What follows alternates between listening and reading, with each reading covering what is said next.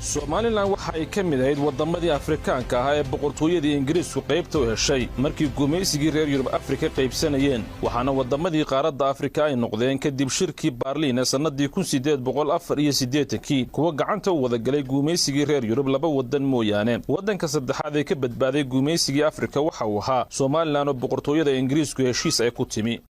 waxaa la sheegaa kutub badan oo taariikh ah ku cad in markii ugu horeysay ee Ingiriisku uu soo caga dhigto dhulka Somaliland ay ahayd sanadkii 1827 waqtigaas oo Ingiriisku heshiisyo aan rasmi ahayn uu la galay qaar ka mid ah beelaha Somaliland muddadaasi wixii ka dambeeyay xiriirka Ingiriisku uu la lahaa dadka Somaliland waxa uu noqday mid isa soo taraya iyadoo sanadii 1840 Ingiriisku heshiisyo kale oo isfaham ahaa uu la galay beelaha dega Somaliland wixii ka dambeeyay sanadii 1884 ayuu si rasmi ah Ingiriisku u bilaabay in uu soo dego Somaliland oo abuuro maxmiyadii Somaliland ee Ingiriiska heshiisyadaasi ayaa Somaliland ka badbaadiyay in ay guumaysi noqoto sidii dalalkii kale Afrika sida la ogyahay kun iyo 880 ayaa Ingiriisku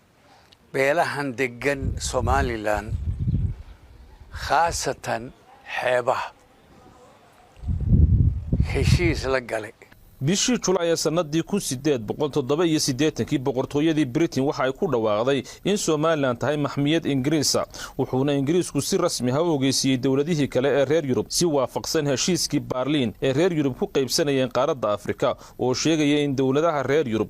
isla socodsiiyaan dhulka gacantooda soo gala si looga fogaado iska horimaad dhex mara reer Yurub Somaliland waxa ay gacanta maxmiyadda Ingiriiska ku jirtay muddo dhan 76 sano marka laga reebo muddo kooban oo ay gacanta Talyaaniga gashay xilligii dagaalkii labaad ee adduunka Somaliland waxay hormuud u noqotay dabayshii xornimadoonka ee ka badbanaysay qaaradda Afrika waxaanay samaysay dhaqdhaqaaqyo xornimadoon oo ay doonayso in maxmiyaddii Ingiriiska ay xornimo buuxda kaga qaadato Ingiriiska oo maxay ahayd brigadier minister ayaa wuxuu yiri dabayl ayaa caalamka maraysa wixii wal ee hore u jiri jiray bedelaysa wind of change ayaa dhacay marka lixdankii waxa joogay dabayshaas ayaa wax waday waxaana Somaliland ay xornimadeeda heshay 26 Juun sanadii 1960 oo ay noqotay meeshii ugu horeysay ee calan xura laga taago dhulkii gacanka Soomaalidu deganeed ee ay qaybsadeen gumaystayaashii kala ahaa Ingiriiska Faransiiska iyo Talyaanigu wati Ingiriiska lala dooday xornimo laga qaatay loo saxeexay in Somaliland 26 Juun 1960 xornimada la siiyo bahda hal abuurka suugaanyahanada iyo dhaqankuba waxa ay door muhiim ah ku lahaayeen xornimadoonkii iyo dabaaldegii xorriyadda labadaba iyagoo ku cabirayay suugaano kala duwan waqtiyadaasi la tacalluqayay زرعيو كدوكيه زود قلتنا وانغايو سمارو قلنتا اكتا ساكينوكو الرئيسو انسي ليلتين ايو ان قلانا ساقينين زدحويقي يوم هرمو هدن زرغوني وانغايو زفر الله قاما يغابو زري ميزا نفضايدو ساحركي قلقوري زرعيو منوس قامو انسيدو جنهي ايقو كان زيب كان زاري haddii aan u eego xagga gabayga ninkii la oran jiray Timcade iyo Cabdi Iidaan ayaa galaaska ku qaatay waxa kamid ahaa si dadka dareenka galiya ama suugaantii gelisay dareenka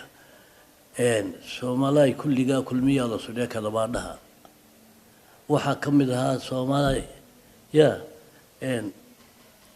ningaar hayay iyo guraamoyee dadii waxa la goora hurudeen geeskii Afrika gabiyo wuxuu yiri gaal iyo nacabka ay guudegay googooye hilbi ay kala guray idinkoon guuto waa inay gurmato Soomaaliya gidiga markaa gudideen biya garateen soo gabataan gobolka ahada cali sugulada ayay la gambiyay gumaysiga ayaa guulahay gargaara ayaa gobonimada garanaya ayay la gambiyay gumaysiga ayuu asna lahaa Cabdullaahi Qarshe wuxuu lahaa wiiloy وسما كون شنو ويلو يسونسين ورابها هو waxa kamidha hashi ha hangool nisto hashi seerman hamal leeyahana waxa kamid ahayd maandeer ayaduna lafteedu oo ku jirtay suwaadan sameeyo 960 950 oo la odhan jiray gardidwaa la diid. Soomaaliland waxay xornimadeeda heshay iyadoo qaran jiro oo leh ciidan, lacag, baasaboor, xuduud iyo calanba. Soomaaliland waxay heshiisyo xornimo oo rasmi ah kala saxdeen boqortooyadii Ingiriiska kuwaasi oo qaramada midoobay ilaa hadda yaala. heshiiska dawladda Ingiriisku ay nala gashay qaramada midoobay baa laga diiwaan galiyay waa kaas isaguna heshiiskii qaramada midoobay laga diiwaan galiyay lambarkiisu waxa weeyaan 374 heshiisyadaasi waxay sameeyeen maapka Soomaaliland waa maapka ay Soomaaliland maanta aynu haysanaa heshiisyada uu ku dhisan yahay dalka Soomaaliland wuxuu ahaa protectorate shuruucda caalamiga ah iyo rekoorkana way ku qoran tahay inagoo in Soomaaliland ahayd dal protectorate markii la soo gaaray 25kii bishii June boqorada dawladda Ingiriiska waxay ku dhawaaqday in Soomaaliland tahay dawlad xor ah si public ah ayaa waxa loogu soo daabacay London Gazette waa Gazette-kii London waa kaas waxa lagu soo daabacay London Gazette in Soomaaliland tahay dawlad xor ah waxa ku qoran maxkamaddii laga diiwaan galiyay aqoonsiga Soomaaliland waxa lagu soo daabacay oo kale mid la yiraahdo Baltet Gazette oo official ah oo iyadana London ka soo baxday oo macal maxkamaddii baa ku qoran Soomaaliland marka madaxbannaanideeda laga diiwaan galiyay waxa kale oo ku soo baxday Edinburgh Gazette iyadoo marka madaxbannaanida Soomaaliland ay ku qoran tahay iyo meeshii laga diiwaan galiyay maxay maxkamadeedii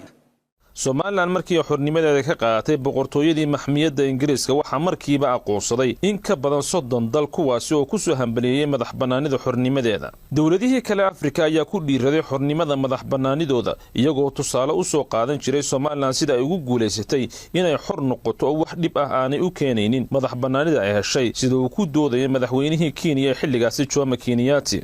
Political policy, I am an African nationalist. Wanting my people to have their own independence, just like any other country. I don't think there is any reason why Kenya will not get her independence today. Look at Tanganyika, look at Somaliland, look at Sudan just next door. I don't think these territories are more advanced than Kenya. I do not think so. siyaasiyiin fara badan oo Afrika iyo caalamka ayaa arrimaha Soomaaliland si weyn uga hadli jiray oo kamid ahaa siyaasigii Mareykanka ah ee Malcolm X oo u ololeyn jiray xornimada Afrika iyo dadka madow oo arrimaha Soomaaliland ku tilmaamay guul ku dayasho mudan. Nationalism is the wave of the present and the future. It is nationalism that's bringing freedom to oppressed people all over the world. It was nationalism that brought freedom to the Algerians. It was nationalism that brought freedom to the Nigerians and to the Ghanaians. It was nationalism that brought freedom to the people of Uganda and Tanganyika and Sudan and Somaliland. The Africans didn't get it by sitting in. They didn't get it by waiting in. They didn't get it by singing "We Shall Overcome." They got it through nationalism. Soomaaliland muddo 5 maalmood oo ay xor ahayd waxa ay xornimadeeda u sidqaysay sida ay Soomaalida kalena xor u noqon lahaayeen arinta Israaca labadii gobol ee Soomaaliyeed ee ay kala guumaysanayeen labadii guumaystay Ingiriiska iyo Talyaanigu waxa uu ahaa Israac degdeg ah oo aan aad looga baaraan degin isla markaasina aan loo dhigin siyaas adag oo uu ku taagnaado waxa uu ahaa Israac ku dhisan qiiro Soomaali jacayl iyo baadigoob dawlad Soomaaliyeed oo ka kooban 5 Soomaaliyeed nasiib darro qiirada iyo Soomaali jacaylkaasi waxa uu ahaa mid ku kooban dadka reer Somaliland oo xornimadoodii iyo dawladoodiiba u dhiibay bilaa shuruud. Kowdii July sanadii 1960 ma jiro wax midow ah oo dhex maray Somaliland iyo Soomaaliya waxa dhacay Israac qiiro dhinac kaliya ku dhisnaa oo kaliya haddii la midoobayo oo laba dal midoobayaan dabcan waa in uu jiraa heshiis dhammaystiran oo qeexaya waxa lagu heshiiyey sida awoodda siyaasiga ah iyo kheyraadkaba loo qaybsanayo hase yeeshee heshiis noocaasi muu dhicin. siyaasiya markii aad arrin siyaasiya marka aad doonto inaad fuliso cadifadiyo siyaasaan doonaya kuma fuli karo waa in loo dhigaa takhdiid plan loo dhigaa wala sidee buu ku iman karaa raayigii annagu markaa 60kii iyadoo aan wax takhdiid oo badan oo la dhigay aanu jirin dadkii aanu xagga ugu tagnayna kulligii aanu sidii annagu bil ijmaacan uga wada raali ahayn Israac ama ugu wada haraadanayn aan loogu wada haraadanayn ayaa la israacay bilowgii waa laaxan ka galay bilowgii ayaa laaxan ka galay oo labadii actadi unionadii aanu anagu ka fulinay Hargeysa xamar lagana fulinay mid gooni ayaa laga fuliyay marka dadka looyaradii waxay yiraahdaan juridically yani sharciyan marka loo eego laga dalbay isma raacin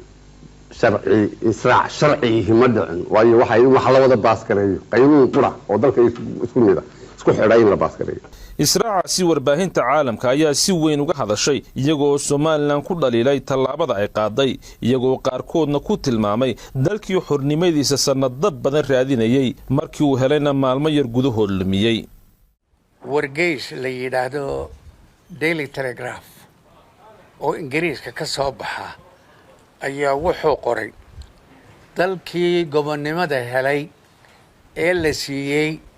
ee haddana tuuray ayuu inagu sheegay oo uu leeyahay isagu dee gobonnimadoodii ma haysanin inaguna ka eegaynay ay ahayd Soomaali hal la isu keeno oo horkaca oo idinku tiina ka horreysiiyo ilaahayna waa inaga abaalmarin